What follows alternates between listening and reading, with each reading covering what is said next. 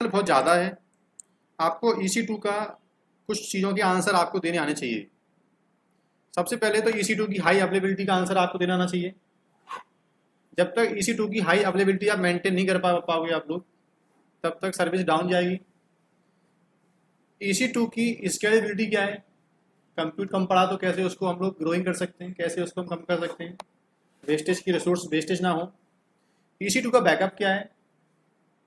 ये तीन बात के आंसर आपको देना आना चाहिए पहले प्रॉपर, तब जाके कस्टमर कहता है हाँ अब EC2 सर्विस क्या है इसकी बेस्ट है। तो सबसे पहले बात करते हैं क्या, how to maintain Amazon high availability of EC2। करें स्टार्ट। चलो पहले हाई अवेलेबिलिटी होती क्या है कि कोई भी सर्विसेज का डाउन टाइम ना जाए, सर्विस का डाउन टाइम क्या ना हो। अब डाउन टाइम आप कब बचा पाओगे आप कि सर डाउन टाइम बचाने का तो एक ही तरीका है कि आपके पास कम से कम दो सर्वर हो। क्या हो? दो सर्वर हो और दोनों के ऊपर एक बैलेंसर हो, और ट्रैफिक एक पे डाउन जाए तब भी मेरा ट्रैफिक सेकंड सिस्टम से क्या हो पाए, इंटरटेन हो पाए। तो अमेजन कह रहा है देखो विदाउट लाइक आपको डाउन टाइम बचाना है ना, तो एक ही तुम्हारे पास सर्वर है, और फिर अगर मेरा इंफ्रा तो प्रॉपर काम करेगा पता है मुझे, मेरे इंफ्रा में तो मेरे पास क्लस्टरिंग व्लस्टिंग सब हो रखी है, मेरा इंफ्रा कोई फॉल्ट नहीं होगा। अगर मेरे इंफ्रा पे डर है आपको हाई, हाँ, यानी लोग कहते हैं कि हाई अवेलेबिलिटी, अमेजन कहता है कि हाई अवेलेबिलिटी मेंटेन करना चाहते हो आप लोग मेरे लेवल से, अगर आपको डर लगता है कि मेरा इंफ्रा डाउन हो जाए, तो आपका स्टांस तो चल रहा था बढ़िया, बट मेरी प्रॉब्लम क्या हुई नेटवर्क में, प्रॉब्लम आ गई, तो मैंने आपको दो अवेलेबिलिटी जोन दिए हुए हैं, आपको सेम सर्विस को दूसरे अवेलेबिलिटी जोन के अंदर प्लेस करना चाहिए था। ठीक है, और आप अपने स्टांस लेवल की चाहते हो ओनली हाई अवेलेबिलिटी, तो कम से कम दो वेब सर्वर लो और दोनों के ऊपर एक क्या बनाओ, फ्रंट एंड पे क्या लो, एक बैलेंसर लो। जिससे बेनिफिट क्या होगा कि बैलेंसर तुम्हारे सिस्टम की स्टेट चेक करता रहेगा, अगर उस पर 80 सर्विस 80 पोर्ट डाउन मिला तो उसका ट्रैफिक ब्लॉक कर देगा, और वो ट्रैफिक बचा हुआ सिस्टम से इंटरटेन होता रहेगा। तो कस्टमर को प्लानिंग करके देनी होती है हमें कि how you can maintain instance high availability, तो सीधा बोलो कि we can maintain instance high availability. Amazon level से बात करूं तो दो अवेलेबिलिटी जोन लो एक सर्विस के लिए, और आपको लगता है कि मेरे इंस्टांस को प्रॉब्लम हो जाए, कुछ भी एक इंस्टांस को प्रॉब्लम आ जाए मेरे को, तो आपके पास ऊपर क्या हो, बैलेंसर होना चाहिए फिर आप। ठीक है, इसका आंसर आप देख, आप टॉपिक ही पढ़ चुके हो वैसे, आप कौन सा टॉपिक, हाई अवेलेबिलिटी कैसे मेंटेन करते हैं। फिर आपने पढ़ा था स्केलेबिलिटी, ये सब बातें पता है हमको, बड़ा बोल नहीं पाते इनके ऊपर हम लोग। ठीक है, तो स्केलेबिलिटी की सर्विस देता है अमेजन, देता है। आप चाहो तो हॉरिजेंटल के फॉर्मेट में आप सर्वर की कॉपी बनाते जाओ, आप लोग नई कॉपी। जब आपको लगता है किसी सिस्टम की रैम क्या हो गई है, CPU use, RAM CPU compute proper क्या हो गया है, यूज हो गया है, तो अब क्या करो, जाके मैनुअली लॉगिन करो और सेम कॉन्फ़िगरेशन का मशीन लॉन्च करना स्टार्ट कर दो, और नए मशीनों को बैलेंसर में ऐड कर दो। तो ये ट्रैफिक क्या हो गया आपका, जब ट्रैफिक डिस्ट्रीब्यूट होगा तो लोड अपने आप कम हो जाएगा। That is called scalability. But scalability अगर आप तुम खुद करना नहीं चाहते, you want to based on condition, तो ऑटो स्केलिंग क्या है, उसका एक आंसर है कि आप ऑटो स्केलिंग इंप्लीमेंट कर सकते हो। तो EC2 की दो सर्विस और हैं, एक तो ELV और एक auto scaling. ELV actual maintain the load distribution और हाई अवेलेबिलिटी, और auto scaling actual provide the automatic scalability. Automatic scalability मतलब रिसोर्स को एक्सटेंड कर सकते हो, जो दो बात हम पहले ऑलरेडी कवर कर चुके हैं। अब लास्ट टॉपिक बचता है सर, इंस्टांस का बैकअप क्या है। ये दो टॉपिक मैं आपको पढ़ा चुका हूँ, आपको EC2 में वैसे ऑलरेडी, वैसे आपको कौन सा ELV और, बट हमको बोलना नहीं आता कि हम EC2 के बारे में कितना बोल सकते हैं हम लोग, कि उसकी हाई अवेलेबिलिटी क्या है, प्लानिंग क्या है, सॉल्यूशन आर्किटेक्ट बनना है अगर आपको, तो प्लानिंग करना आना चाहिए पहले आपको, कस्टमर की डिमांड क्या है। कस्टमर को मालूम नहीं होता कि ऑटो स्केलिंग क्या होती है, बैलेंसर क्या होते हैं, वो तो एक लाइन बोलता है कि सिस्टम 24 घंटे चलना चाहिए, ट्रैफिक कम ना हो, ट्रैफिक ज़्यादा हो जाए तो मशीन के अपने आप क्या बनना स्टार्ट हो जाए, तो उसको फिर बताते हैं हम लोग कि EC2 के अंदर ये सब फीचर्स क्या हैं, अवेलेबल है। ठीक है, अब इंस्टांस का बैकअप क्या है सर, क्या इंस्टांस का बैकअप होता क्या है, इंस्टांस क्या है, हार्डवेयर है। एक सर्वर का बैकअप क्या होता है, उसकी हार्ड डिस्क का बैकअप। और EC2 इंस्टांस कहाँ चलता है, EBS के ऊपर चलता है। अगर तुमको EBS का बैकअप लेना आता है तो वही क्या बैकअप हो गया, इंस्टांस का बैकअप हो गया। कुल मिला के सीधी बात है, इंस्टांस का बैकअप मतलब होता है उसके रूट वॉल्यूम का बैकअप। तो कहते हैं आपने टॉपिक पढ़ाया था how to take backup of volume, EBS volume, तो क्या वही बैकअप था? वहां तुमने बैकअप लिया था एड ऑन स्टोरेज का, तुमने वहां पर सिस्टम की रूट डिस्क का बैकअप नहीं लिया था। तुमने वहां पर सीखा था कि जो सर्वर के ऊपर आपने एड ऑन स्टोरेज लिया हुआ है उस स्टोरेज की को कैसे मेंटेन करते हैं। वहां पे अगर मैं एक लैब और कर देता, क्या मैं वहां पे एक लैब और करता क्या कि मैं स्टांस की रूट वॉल्यूम पर राइट क्लिक करता, उसका भी बैकअप ले लेता, तो बैकअप किसका बन जाता? स्टांस का बैकअप हो गया। तो फर्स्ट लैब क्या है टॉपिक की? अब हाउ टू टेक पहले EC2 बैकअप। करें स्टार्ट? ठीक है, क्लियर?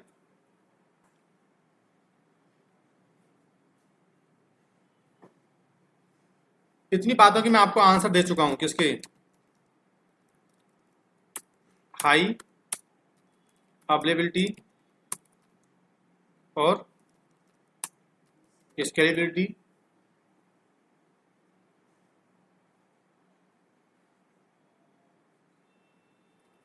अब हम कहाँ गए? इंस्टांस के बैकअप पे आ गए। सर मुझसे पूछा था इंटरव्यू में, मुझसे इंटरव्यू पूछा गया था, आपसे कोई बंदा बोलता है आगे, सर मुझसे ना पूछा गया था कि सर्वर कॉन्फ़िगरेशन का सेम कॉन्फ़िगरेशन का मुझे एक मशीन और चाहिए। एक मेरा वेब सर्वर था रनिंग चल रहा था, अब फटाफट से मुझे सेम कॉन्फ़िगरेशन का सेम आरपीएम का मुझे एक मशीन और चाहिए। तो उसका आंसर सर मैं उसको क्या दूं? आपने पढ़ाया नहीं बैच में आपने।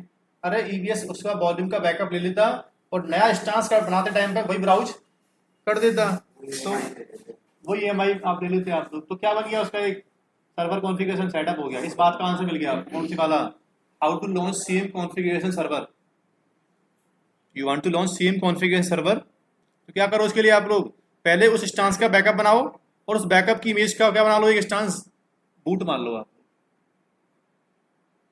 तो पहली बार ध्यान रखना, जब भी इंस्टांस का बैकअप लेते हैं तो एक तो रूट वॉल्यूम का बैकअप लेते टाइम पे एड ऑन वॉल्यूम को डिटैच कर देते हैं। क्या बोला है मैंने? जब भी इंस्टांस के रूट वॉल्यूम का बैकअप लेते हैं तो बैकअप लेते टाइम पे कभी ऐसा ना हो जाए कि जो और वॉल्यूम लगे हुए हैं उनका बैकअप बनना स्टार्ट हो जाए, बहुत टाइम लग जाएगा। अदरवाइज कंपनी करती क्या है, जो एड ऑन स्टोरेज है उसके ऊपर एड ऑन जो ईवीएस वॉल्यूम होते हैं उनको डिटैच कर देते हैं पहले, क्योंकि उनका already we have taken snapshot. Only we want to take the snapshot of EVS sorry root volume. तो एड ऑन वॉल्यूम को डिटैच कर दो, जो आपका रूट वॉल्यूम है खाली बस उसका स्नैपशॉट ले सकते हो आप लोग। करें स्टार्ट। जैसे तुम्हारे पास अभी एक वेब सर्वर क्या हो रखा है, सेटअप हो रखा है पहले ऑलरेडी, तुम चाहते क्या हो? सेम कॉन्फ़िगरेशन का आपको एक सर्वर और चाहिए आपको, तो सीधा कहाँ जाओ? पहले ही मालूम करो इस इंस्टांस के अंदर कितने वॉल्यूम क्या हैं, अटैच्ड हैं, कितने आ रहे हैं? एक ही वॉल्यूम क्या है खाली इसके अंदर बस अटैच्ड है। दो मेथड हैं, या तो सीधा वॉल्यूम पे जाओ, कहाँ? इसमें इसमें से मैं फालतू के वॉल्यूम जो है ना उनको डिलीट कर दे रहा हूँ। कौन से वाले? जो बेकार के अंदर बने हुए हैं मेरे, स्पेस को यूज़ कर रहे हैं ये। मैं खाली बस वो वॉल्यूम रखता हूँ जो मेरे स्टांस के अंदर क्या है अभी बाई डिफ़ॉल्ट अटैच स्टेट के अंदर पड़ा हुआ है। कौन सा वॉल्यूम है वो? दो मेथड है, या तो मैं इस चीज़ का ऐसे करके क्या बना दूँ, एक क्या बना लूँ, ये भी क्या बन रहा है स्टांस का बैकअप बन रहा है, या मैं सीधा क्या करूँ, स्टांस पे जाऊँ और एक्शन पे जाके मैं सीधा स्टांस इमेज पे आके मैं क्या बनाऊँ उसका एक, ये भी क्या बन रहा है स्टांस का। स्नैपशॉट भी एमआई बनाएगा। और क्या होता है? ये इमेज जो बना हाँ रहा है, ठीक है, और क्या कर दो? अब बताओ कि ये वाला इमेज जब जब मैं रिस्टोर करूं तो डिलीट ऑन क्या टर्मिनेशन का फीचर देना है आपको। इस लाइन का मतलब होता है कि जो वॉल्यूम के साथ में क्या है आपने टर्मिनेशन ऑन कर दिया ना, इसका मतलब स्टांस को यू विल डिलीट, तो उसके साथ में उसका वॉल्यूम भी डिलीट होना होना चाहिए कि नहीं होना चाहिए। तो यहाँ पे अनचेक करोगे तो नहीं होगा, यहाँ पे चेक करोगे तो होगा। अब एक्चुअल में क्या हो रहा है, स्टांस का एक बैकअप बन रहा है, और वो बैकअप बन कहाँ पे आ रहा है? वो बैकअप बन के एक तो बैकएंड में क्या बन रहा है उसका, एक तो क्या बन गया उसका स्नैपशॉट, और एक क्या बना है उसका बैकएंड में, यहाँ क्या आ गया एक। क्योंकि खाली बैकअप का बेनिफिट नहीं है, मैंने दो काम किए हैं, मैंने स्नैपशॉट विद एआई किया है। तो वो फर्क होता है दोनों चीजों में, पता है क्या? अगर मैं इसका वॉल्यूम का स्नैपशॉट यहाँ से लेता ना, तो ये सिर्फ रूट वॉल्यूम का स्नैपशॉट लेता, उस स्नैपशॉट को मैं कहीं जाके बूट नहीं कर पाता। लेकिन हाँ, स्नैपशॉट भी EMI बनता है या फिर वो जो इमेज बनाई अभी आपने बोला था उसका आंसर गलत दिया है मैंने आपको। उसका आंसर ये था कि अगर मैं खाली स्नैपशॉट वॉल्यूम का स्नैपशॉट लेता तो वो सिर्फ रूट वॉल्यूम होता, उसको मैं बूट उसके थ्रू मशीन नया बूट नहीं कर पाते। बट मैं चाहता क्या हूँ कि इमेज सही मुझे एक ऐसी मशीन दो, मैं उसका ईएमआई चाहता हूँ एक तो डंप। अब ये विद स्नैपशॉट बना के उसका डंप बना दिया उसने एक मेरे लिए। मतलब वो स्नैपशॉट कैसा हो गया है, बूटेबल हो गया है। एक तो होता है स्नैपशॉट खाली बस जिसको माउंट कर लो काम कर लो, एक क्या होता है मशीन बूटेबल स्नैपशॉट होते हैं जिनके थ्रू मशीन बूट कर पाते हैं हम लोग। अब इसका बेनिफिट मुझे पता था ये रूट डिस्क है, और ये जब तक बूट नहीं कर पाएगी तो इसका बेनिफिट है ही नहीं। इसको कहीं माउंट करे बेनिफिट क्या है, कोई इसका बेनिफिट नहीं है इसका। तो ये तो हमारे सिस्टम को चलाने काम में आएगी। क्लियर ना? तो यहाँ पर दो काम हुए इसके बेसिकली। अब मैं इस सर्वर के थ्रू में क्या कर सकता हूँ फटाफट से, अब मैं उस इंस्टांस को दोबारा से सेम कॉन्फ़िगरेशन का कहाँ जाके माई EMI जाके मैं सीधा क्या, अभी कुछ टाइम बाद यहाँ पे क्या आएगा, अभी वो आया नहीं इसके अंदर, और कुछ टाइम बाद यहाँ पे क्या आ जाएगा, जब ये पेंडिंग स्टेट से प्रॉपर क्या हो जाएगा, अवेलेबल स्टेट में आ जाएगा, देन मैं इसके थ्रू जाऊँ तो सेम कॉन्फ़िगरेशन का मशीन लॉन्च कर सकता हूँ। थोड़ा होल्ड करना है इसके लिए आप। तो अब सेम आप इस कॉन्फ़िगरेशन का इंस्टांस लॉन्च कर सकते हो। ये सब मालूम है आपको, EMI कहाँ गई है, यहाँ आ गई है। ठीक है। और वो कहते हैं EMI को हम डिलीट कर सकते हैं क्या? EMI डिलीट नहीं होती कभी भी, EMI कभी डिलीट नहीं होती हैं। सिर्फ क्या होती हैं, मतलब स्नैपशॉट से क्या कर दो उसको अलग कर दो एकदम। सिर्फ रेफरेंस सिर्फ क्या होता है इसका वहाँ से हट जाता है। नहीं समझे? सिर्फ यहाँ से क्या हो गई ये, आप कहाँ जाओ, स्नैपशॉट पे जाओ, अब यहाँ से जाके क्या कर दो आप स्नैपशॉट को, जब तक इससे EMI का रेफरेंस अटैच रहेगा तब तक डिलीट नहीं हो सकता स्नैपशॉट। आप स्नैपशॉट को आराम से डिलीट कर दो आप लोग।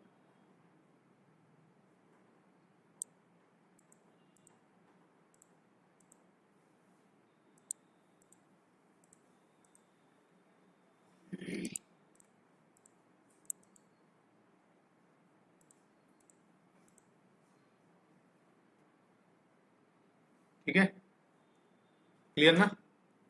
आगे बढ़े हम लोग, कहाँ थे? अब स्टांस की कुछ सेटिंग्स हैं, आप देखो यहाँ से जाके ना आप स्टांस के अंदर की स्टांस में क्या कर सकते हो, आप लोग स्टॉप शट डाउन रिबूट कर सकते हो। और इसमें जाके आप लोग स्टांस को किसी भी रनिंग ऑटो स्केलिंग ग्रुप में ऐड कर सकते हैं हम लोग। जैसे मेरा स्टांस बाद में पहले बना लेते हैं मैंने, बाद में मतलब बना पहले लिया था, बाद में मुझे कहाँ देना है कंट्रोल में इसको, हम किसी रनिंग स्टांस को भी ऑटो स्केलिंग में ऐड कर सकते हैं हम लोग। IM रोल चेंज कर सकते हैं हम लोग। उसका प्रोडक्शन डिलीटेशन बंद कर सकते हैं कि हम लोग चाहते स्टांस को डिलीट ना कर पाएँ, कभी गलती से भी हम लोग डिलीट ना कर पाएँ उसको हम लोग। ठीक है। और कभी स्टांस का हार्डवेयर चेंज करना है अगर आपको, सर मेरा स्टांस गलती से मैंने T2 लिया था बट उस पर रैम क्या पड़ रही है मुझे ज़्यादा चाहिए, तो क्या बोल रहा है ये हाईलाइट नहीं है कौन सा, क्योंकि जब तक सिस्टम रनिंग मोड में रहेगा तब तक हम लोग हार्डवेयर एक्सटेंड नहीं कर सकते, जब तक आप पहले स्टांस को क्या नहीं करोगे, स्टॉप नहीं कराओगे। आप पहले स्टांस को स्टॉप कराओ, अब इसका हार्डवेयर मोड आप चेंज कर सकते हो। इसका मतलब horizontal scaling on the fly possible है, लेकिन वर्टिकल स्केलिंग डाउन टाइम लेना पड़ता है। अगर आपसे पूछता है इंट्रो में कि स्केलेबिलिटी सपोर्ट करती है ऑन द फ्लाई, तो आप बता दो कि वर्टिकल के लिए डाउन टाइम लेना पड़ेगा आपको, और हॉरिजेंटल स्केलिंग आप रन टाइम कर सकते हो। आप वर्टिकल में होता है किसी रनिंग सर्वर में रैम बढ़ा देना, और हॉरिजेंटल क्या होती है सेम कॉन्फ़िगरेशन के नए मशीन लॉन्च कर देना। हार्डवेयर हम ऐड करेंगे तो हमें डाउन टाइम देना सीधी बात है, रनिंग सर्वर में रैम बढ़ाओगे तो लेना पड़ेगा। सेम कॉन्फ़िगरेशन के नए मशीन लॉन्च करोगे तो हॉरिजेंटल वे में लेना, डाउन टाइम लेना नहीं पड़ेगा। अब मशीन स्टॉप हो गया। अब स्टॉप होने के बाद कहाँ जाओ, सेटिंग में जाओ, चेंज इंस्टेंस टाइप पे जाओ और यहाँ से क्या कर दो, आप हार्डवेयर चेंज करना, जो भी चेंज करना है आपको हार्डवेयर चेंज करके अप्लाई करो और दोबारा पावर ऑन कर दो। ठीक है सर, ये कहानी क्या हुई पहले स्टांस के बैकअप लेने की। अब बात करते हैं actual what the type of stance. Amazon कितने टाइप के स्टांस आपको प्रोवाइड करता है, पहले करें, मतलब ये टाइप नहीं, पहले कौन से टाइप, हार्डवेयर टाइप कौन कौन से अवेलेबल है इसके पास, जैसे क्या क्या आ रहे हैं इसके अंदर, क्या आ रहे हैं जनरल पर्पस, फिर कौन से आ रहे हैं, क्या कंप्यूट ऑप्टिमाइज, फिर क्या आ रहे हैं इसके अंदर, जीपीयू स्टांस आ रहे हैं इसके अंदर, फिर मेमोरी स्टांस आ रहे हैं इसके अंदर। एक्चुअल इन्होंने क्या किया पता है कस्टमर को, कस्टमर के सामने प्रॉब्लम आती है कि यार वो बेस्ट हार्डवेयर सेलेक्ट कैसे करते बैठ गए, तो इन्होंने सीधा बोला कस्टमर से कि देखो तुमको अगर लगता है कि मुझे सर्वर पे मेमोरी कंजप्शन कम कर होता है बट सीपीयू कंजप्शन ज़्यादा होता है, so you will focus on compute stance, मतलब सीपीयू पे ज़्यादा फोकस कर रहे हो आप लोग। तो इन्होंने मेमोरी के स्टांस अलग कर दिए हैं जिनमें हाई मेमोरी है, सीपीयू बेस लाइन है, डिस्क बेस लाइन है। हाँ भाई, इन्होंने क्या किया हुआ है, स्टांस को कितने पार्ट में, कहाँ जाओ, टाइप AW एस स्टांस, कितना एक क्या है, इन्होंने स्टांस को चार, पहले इन्होंने स्टांस की बनाई है फैमिली, पहला क्या है, अब सब थ्योरेटिकल है पूरा ना, यहाँ से आगे ना देख के आना।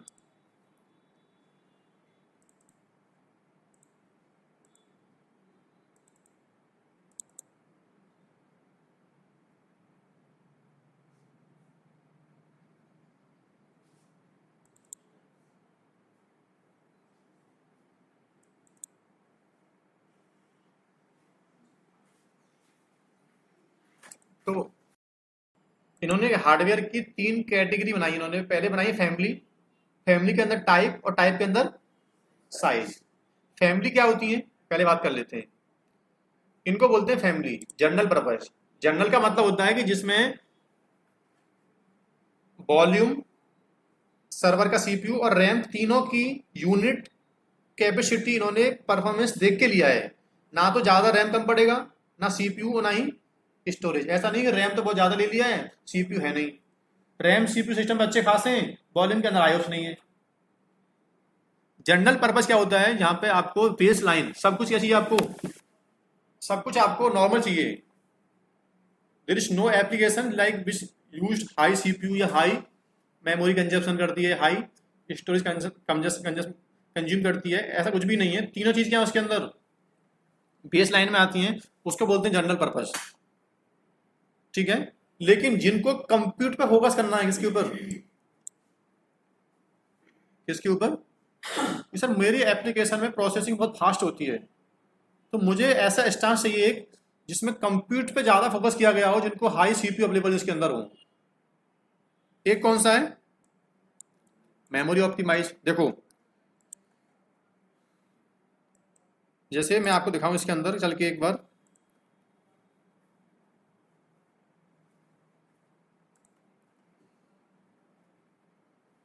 एक क्या है जनरल पर्पस, जनरल पर्पस में क्या आ रहा है, सब कुछ प्रॉपर है, 1 GB RAM, 1 CPU, 2 1 GB RAM, मतलब ऑलमोस्ट सब चीजें क्या है बैलेंस हैं। ठीक है, लेकिन अगर मैं कहाँ चलता हूँ, कंप्यूट में आता हूँ, तो 72 GB रैम के साथ में कितना CPU दे रहे हैं, तो कहना है कि डबल हो गया ना बहुत ज्यादा सर, कि रैम तो सर 72 GB है, हर चीज डबल है इसमें। देखो रैम से डबल क्या है, CPU है, जबकि ऊपर क्या जनरल में क्या है, देखो जनरल में आपको 4 GB रैम चाहिए, तो कितना मिल रहा है, ये कौन जनरल पर्पस का कौन सा T3 लार्ज में, इसमें रैम नहीं है, ये CPU है भाई, 4, तो 4 क्या है CPU है और रैम कितना है, इसका मतलब यहाँ पर उल्टा हो रहा है, यहाँ पर रैम क्या है ज्यादा है और CPU जनरल पर्पज है। 4 CPU बहुत होते हैं रैम, 2 GB रैम के लिए, लेकिन वहां क्या हो रहा है, वहां उल्टा हो रहा है। देखो एकदम 72 CPU है, वहां 3 टाइम रैम क्या है 4 टाइम रैम ज़्यादा है, यहाँ पे रैम कितना ज़्यादा है खाली बस सिर्फ 2 टाइम रैम ज़्यादा है खाली बस, जबकि वहाँ पे कितना है। इन्होंने फोकस किया जनरल के ऊपर, मान लो यहाँ फोकस करता है किसके ऊपर, ये लोग कंप्यूट ज़्यादा मिले यूजर को। ठीक है, तो पहले क्या आता है इसमें, पहले आती है फैमिली, उसके अंदर क्या आते हैं फिर, अब T2 T3 T4 M5 ये सब क्या होते हैं, C3 C4 X4 R4 PG I3, ये कब सब क्या है इंस्टांस के। अब इसके अंदर आते हैं size, medium, large, extra large, ये सब क्या होते हैं, इसमें है नहीं क्या वो, हाँ इसमें है नहीं, वो क्या होते हैं फिर इंस्टांस के साइज होते हैं। मतलब कंप्यूट में C5D क्या है, कंप्यूट फैमिली हो गई, C5D क्या हो गई, क्लास, सॉरी फैमिली, देन क्या हो गया, टाइप हो गया। इस प्रोसेसर कौन सा C5 का हो, और 18 एक्स्ट्रा लार्ज क्या हो गया है, ये क्या हो गया, साइज हो गया बेसिकली। क्लियर, जब भी आपसे बोलता है इंटरव्यू में, दो से थे वो ले गया नहीं कुछ भी, कुल मिला के आपसे बोलता है इंटरव्यू में कि अमेजन का हार्डवेयर की बैंड या हार्डवेयर सेल करते हैं मार्केट में, तो आप कैसे मालूम कर लेते हो कि आपका हार्डवेयर कौन सा बेस्ट है। तो बोलो कि आप अपनी एप्लीकेशन के बताओ यूज़ किया है पहले, आपकी एप्लीकेशन का CPU कंजप्शन, मेमोरी कंजप्शन और स्टोरेज कंजप्शन सब सेम रहता है, बेसलाइन रहती है, प्रॉपर चाहिए आपको तीनों चीज़, तो जनरल पर्पज ले लो। अगर तुमको हाई ऑप्टिमाइज का चाहिए, मेमोरी चाहिए आपको, तो कौन से लो फिर आप। हालांकि देखो ऐसे प्लानिंग तो नहीं कर सकते, अमेजन ने सबके यूज केस दिए हुए हैं अलग अलग, कहाँ जाके मालूम चलेंगे हमको चीज़, ये मालूम चलेगा हमको क्या, कहाँ जाके, यहाँ पे अमेजन ने सबके यूज केस दिए वैसे अलग अलग, कि कौन सा यूज केस किस काम में आता है। कहाँ जाओ,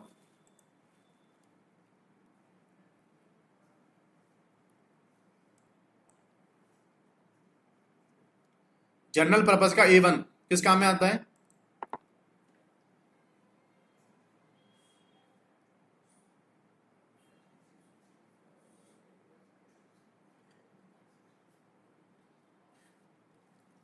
अब ये कंपनियों की क्या बोल रहा है, आर्म करके कुछ भी क्या है, एक कोई टेक्नोलॉजी होगी जो किस काम में आती होगी, इसको लेके ये ना। और T3 आओगे आप लोग, तो T3 किस काम में आता है,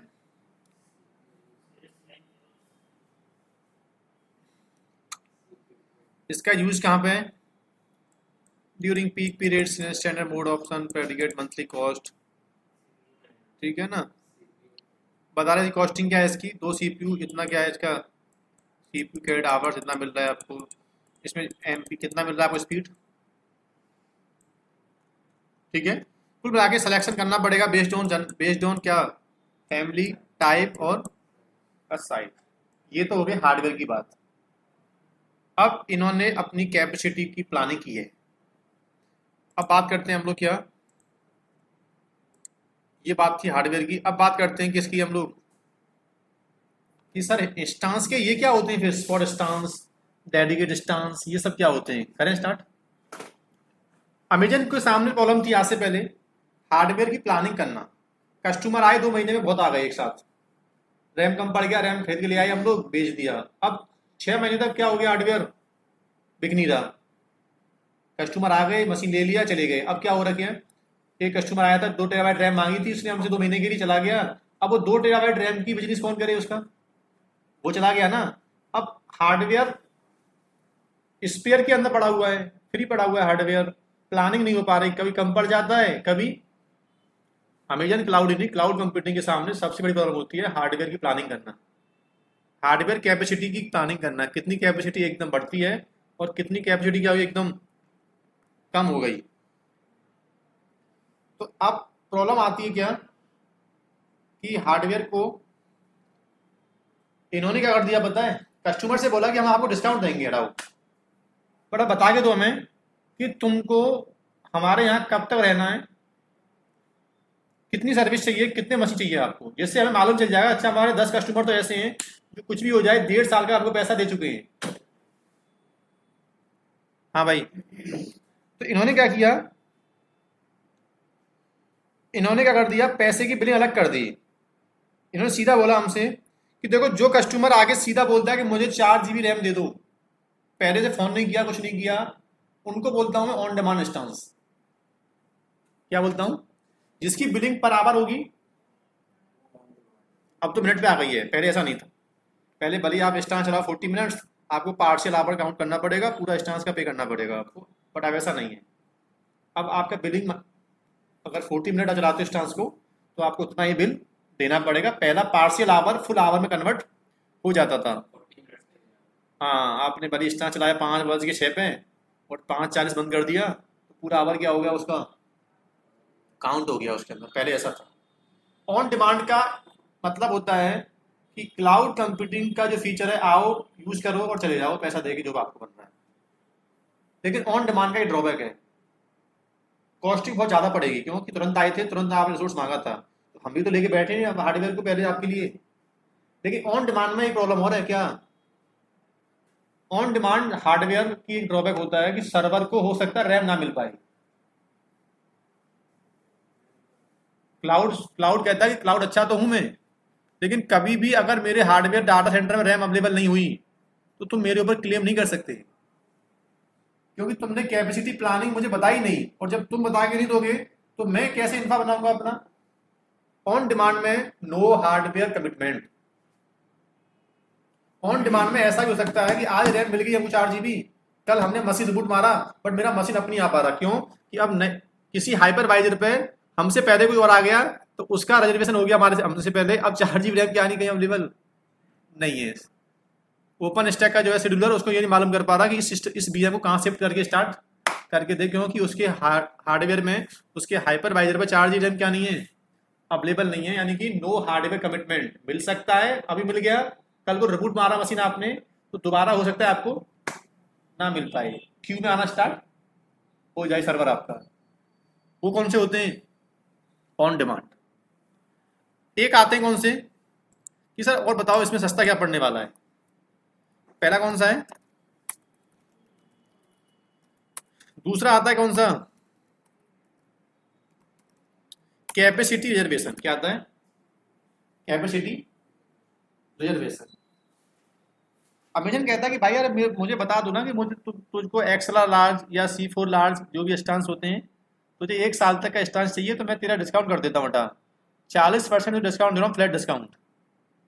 अगर तू 40, जब तुझे पता है कि मेरा वेब सर्वर DNS सर्वर की लाइफ फिक्स रहती है, 1.5 साल चलना है, और फिर भी तू ऑन डिमांड लेके बैठा हुआ है, तो तूने गलती कर ली ना अपने लिए। जब तुझे पता है कि मेरे सर्वर की लाइफ फिक्स है, ये सर्वर डेस्कटॉप कभी नहीं होंगे, तो एक काम कर, अगर ये स्टांस तू ऑन डिमांड लेगा तो रुपये बन रहे हैं 50। अगर ये स्टांस तू लेता है रिजर्वेशन में ऑलरेडी पहले से, तो मैं तुझे 30% डिस्काउंट देके 20 रुपये के अंदर 1 साल आपको बुक कर दे रहा हूँ। रिजर्वेशन में क्या रहता है, कैपेसिटी की पहले प्लानिंग कर बता दो अमेजन को कि मुझे CC4 के एक्स्ट्रा लार्ज 4 मशीन 1 साल के लिए परमानेंट दे दो। पर लोग कहते हैं आपने उससे बोल दिया, बट पेमेंट तो लेगा ना, बोल के चले गए आप तो क्या सब बोल देंगे आगे ऐसे। तो वो कहता है 3 पेमेंट के मोड है, लेकिन एक तो बोल दो बट नो अपफ्रंट पेमेंट,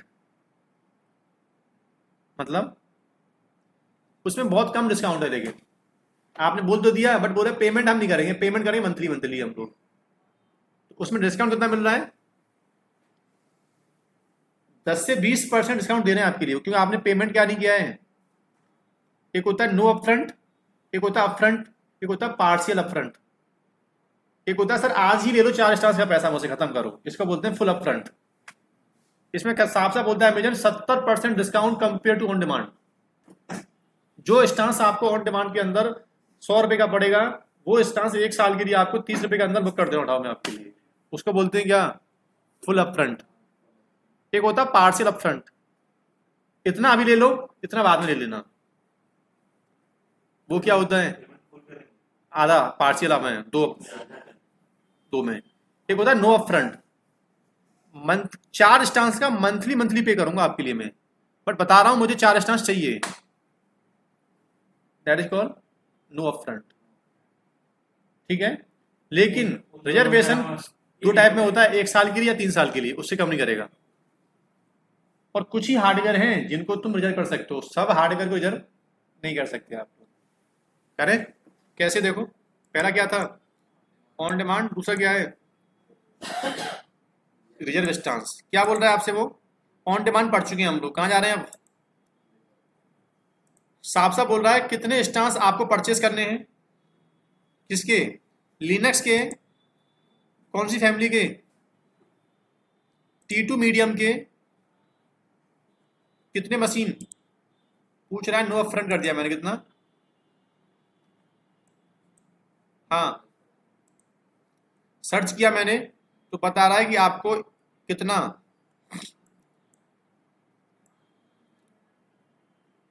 क्या करना पड़ेगा आपको, ये बता रहा, देख लो, नहीं समझे, आपको 4 स्टांस दे रहा हूं मैं, अब बता के दो इसको कि आपको इतने महीने की चाहिए आपको, कि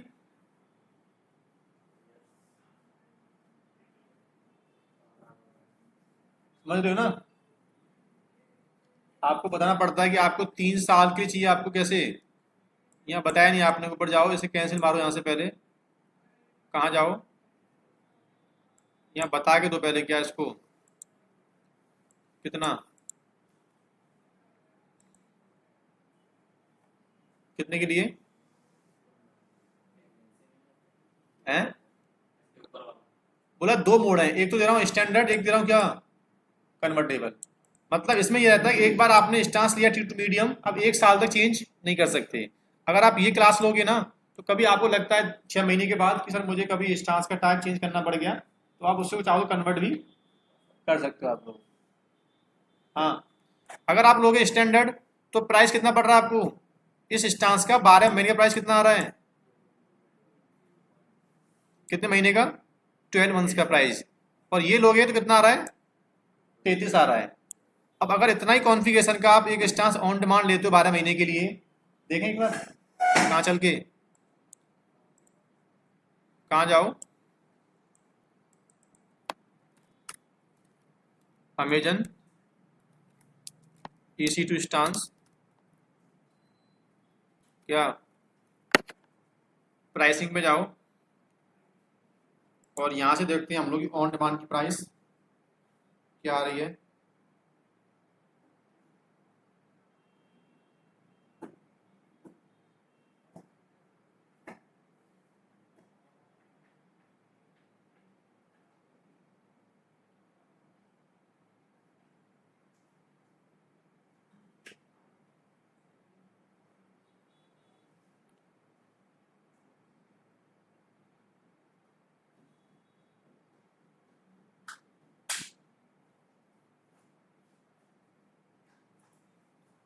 क्या बोल रहा है कि अगर आपका मशीन कौन सा है, लिनक्स का है, कौन सा हार्डवेयर था आपका, T2 मीडियम क्या था, कौन सा था, A1 नहीं था, T2 था ना, T2 कहाँ चला गया, ये है T2 मीडियम, 4 GB का ले रहे हो आप लोग, कितना पड़ रहा है आपको, कितना पड़ रहा है बराबर, यानी अगर मैं इसको निकालता हूँ मंथली में, तो मंथली में पड़ रहा है आपको 0.0464 मल्टीप्लाई 750, कितना पड़ रहा है, $34 मल्टीप्लाई 12, कितना पड़ रहा है आपको, 4147 पड़ रहा है। अगर ये कहानी कहाँ चलते हैं हम लोग, और जो अभी हमने कौन सा लिया था, कौन सा लिया था हमने अभी, कितना पड़ रहा है हमको ये तो बहुत कम पड़ रहा है ना, सस्ता हमको। एक बार क्या करते हैं हम लोग, इसमें डिफरेंट देख लेते हैं हम लोग, क्या यहाँ पे लिख के दिया भी है कि कंपेयर टू, क्या कंपेयर टू, कौन सा वाला, कौन सी प्राइसिंग, कौन सी, रिजर्व स्टांस,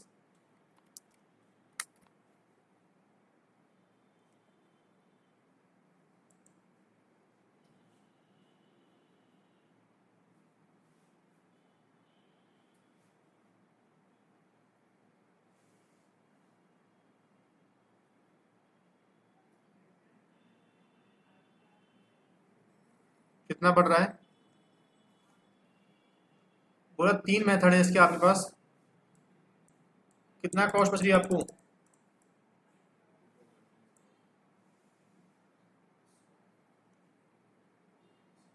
मतलब वर्जीनिया रीजन में अगर लिनक्स का मशीन लेते हो आप लोग, और क्या लेते हो,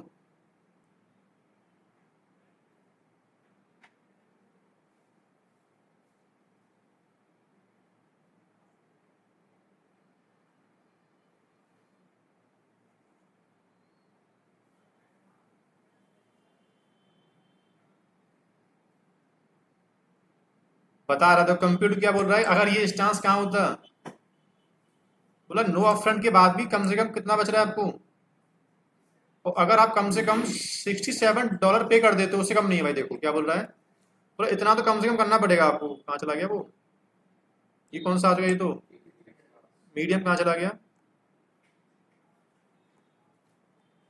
क्या चाहिए हमको, हमें तो ये चाहिए ना लिनक्स के स्टांस, लिनक्स पे आओ, ये आ गया ए मीडियम, ए लार्ज, क्या चाहिए था हमको, T3 चाहिए ना हमको, T2, T2 large, T2 extra large, T2 large, T2 medium आ गया, T2 मीडियम सही पड़ रहा है ना आपको,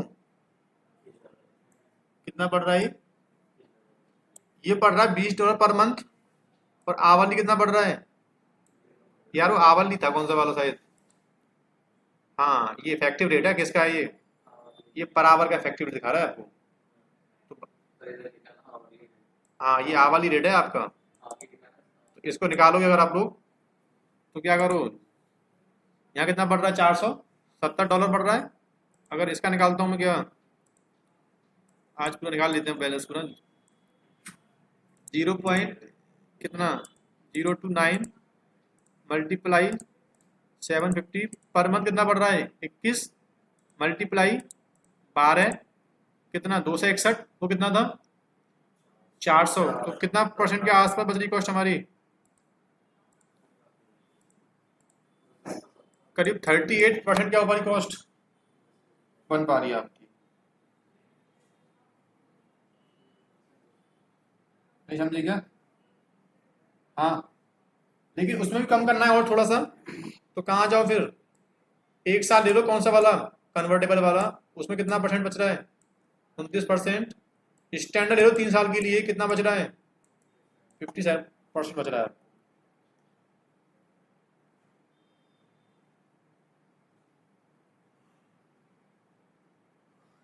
कन्वर्टेबल क्या होता है? इसमें ये रहता है जैसे आपको लगा कि 3 साल के बाद आपको करना क्या है,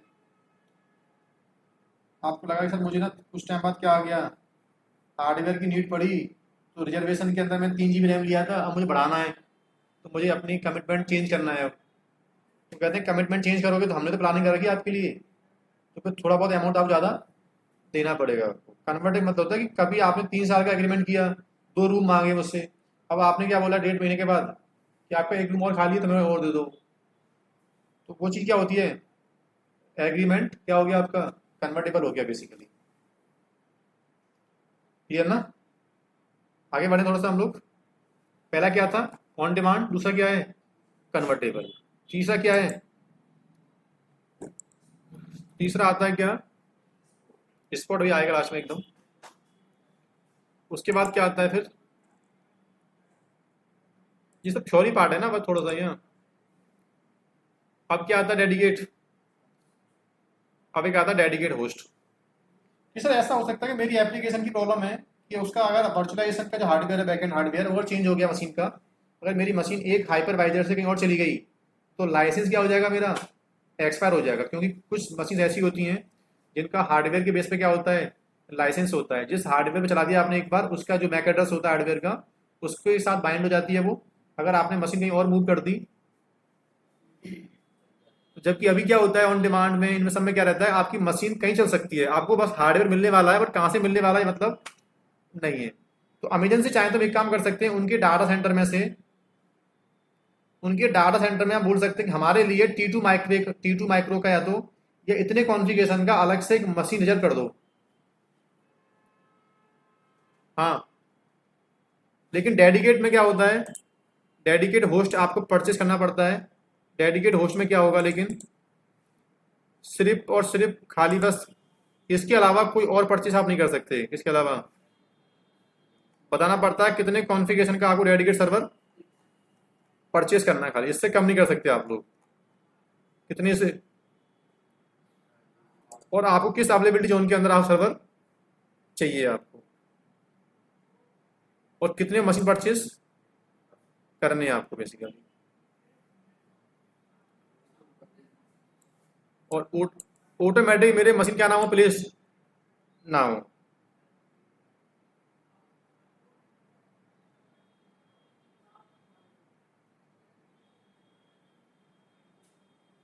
क्लियर ना? हाँ भाई, तो डेडिकेट होस्ट का मतलब होता है कुल मिला के कि आप सीधा सीधा आप अमेजन से बोल रहे हो कि हमारे हार्डवेयर कैपेसिटी मुझे अलग से दे दो, ये खाली बस जिसके ऊपर मेरी मशीन चले आराम से, और मेरी मशीन यहाँ से क्या ना माइग्रेट ना हो। क्योंकि मेरी एप्लीकेशन की डिमांड है, होस्ट स्पेसिफिक एप्लीकेशन है जहाँ चलाऊंगा। लाइसेंस जब डालूंगा मैं, तो उसका लाइसेंस बेस्ड ऑन सीपीयू के ऊपर क्या हो जाता है, बाइंड हो जाएगा। अगर हार्डवेयर मशीन चेंज हो गया तो मेरा लाइसेंस एक्सपायर कट जाएगा। तो ऐसी एप्लीकेशन को शेयर्ड टेनेंसी पे नहीं चलाते फिर हम लोग, शेयर टेनेंसी पे नहीं चलाते। शेयर्ड कौन सी होती हैं, ऑन डिमांड और रिजर्वेशन में दोनों में क्या है, शेयर्ड है। आपको हार्डवेयर मिलने वाला है, बट कहाँ से मिलने वाला है मैटर नहीं करता आपके लिए। स्ट्रिंग रहेगा। इसमें क्या रहता है, आपके लिए एक बार मशीन आपका यहाँ चला दिया ना उसने, तो आपके लिए सिस्टम क्या कर दिया उसने, रिजर्व कर दिया है। उसको बोलते हैं क्या, हार्डवेयर डेडिकेट, डेडिकेट होस्ट बोलते हैं उसको हम लोग। उसके बाद आता है क्या फिर, कि सर ऐसा हो सकता है क्या, उसके बाद आता है क्या फिर, कि यार मेरे लिए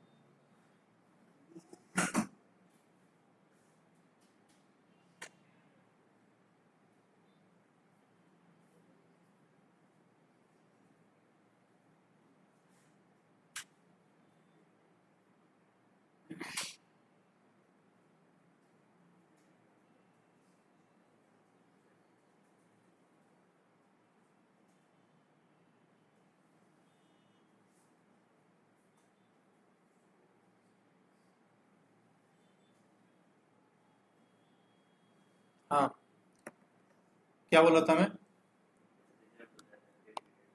डेडिकेट में शेड्यूल में ये रहता है सर, ऐसा हो सकता है कि थोड़ी सी हम लोग बता दें उनको, भाई देखो 4 आवर्स सिर्फ चलाना है मुझे इंस्टांस, 4:30 से लेकर 6:30 के बीच में 4 मशीन चाहिए मुझे डेली बस।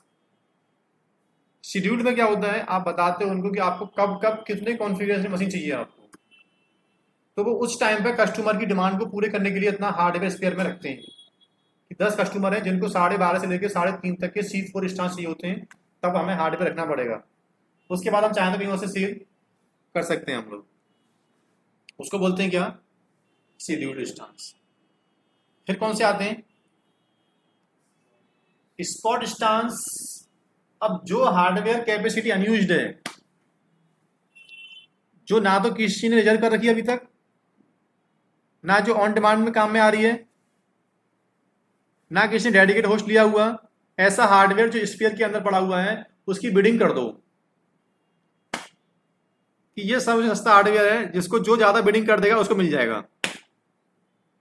लेकिन सस्ता है 90%। एक कंडीशन है कि बिडिंग जिसकी ज्यादा हो गई उस अवेलेबिलिटी जोन में, तो वो आपका मशीन कहीं और चला जाएगा, मतलब आपका मशीन डेस्ट्रॉय हो जाएगा। किसके अंदर, स्पॉट में। जैसे अगर आपने स्टांस कौन सा लिया, आपने कौन सा स्टांस लिया,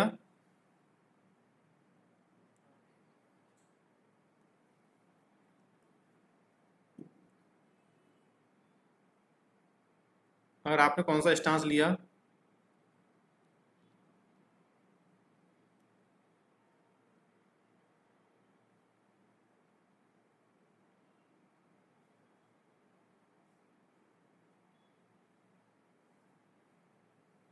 आपने कौन सा स्टांस लिया, सपोज करना लॉन्च स्टांस किया, और यहाँ क्या किया आपने, सेलेक्ट EMI 1 GB रैम, और यहाँ पे आपने कौन सा स्टांस लिया, तो बता रहे ये अभी करंट प्राइस चल रहा है इस अवेलेबिलिटी जोन में। अगर तुमको स्टांस परचेज करना है तो तुमको अपना बिडिंग यहाँ पे इससे ज़्यादा करना पड़ेगा, तो ये स्टांस आपको मिल जाएगा। बट लेकिन कल को किसी की अगर बिडिंग क्या हो गई तो विद इन 2 मिनट में आपको एक मेल आएगा कि your stance is going to terminate. तो ये वहाँ पे यूज करते हैं हम लोग जहाँ टेस्टिंग सर्वर्स हो गए, बस बहुत कम हार्डवेयर है, चल रहा है चल रहे, तो अदरवाइज क्या कर दो उसको वहाँ से वाली डेस्ट्रॉय कर देना, कोई प्रॉब्लम नहीं है बेसिकली। ठीक है, तो वहाँ पे किस काम में आते हैं फिर ये स्पॉट स्टांस काम में आते हैं। हमारा चलते चलते खत्म हो जाएगा, किसी और को मिल जाएगा। मेरे क्या डेस्ट्रॉय मार देगा आपका डेटा वॉल्यूम। जब प्राइस से ज़्यादा हो मीटिंग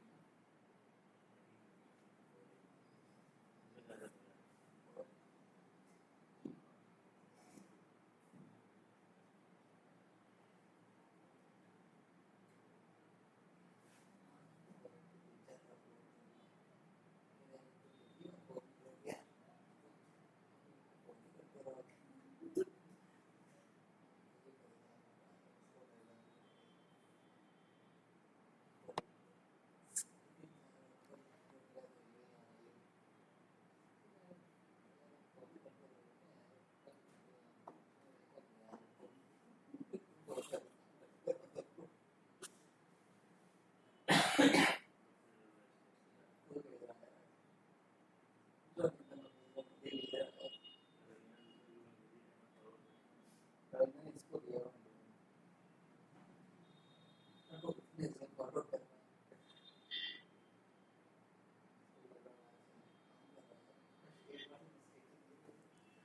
ठीक है ना। एक हफ्ते के एक साल की है, एक बार और की है। देखो अब इनकी बहुत कंडीशंस हैं अभी ना, थोड़ी सी बहुत डिटेल पढ़नी पड़ती है बैठ के।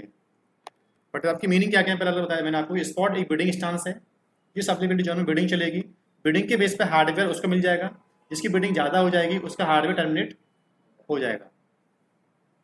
ठीक है, EVS तो आपका रहेगा अलग से, डेटा EVS वॉल्यूम अगर आपने अटैच कर रखा है उसके ऊपर वो तो रहेगा, बट आपका कंप्यूट क्या हो जाएगा, टर्मिनेट हो जाएगा स्पॉट वाले केस में ना। तो कुल मिला के कहाँ चलते हैं हम लोग पहले,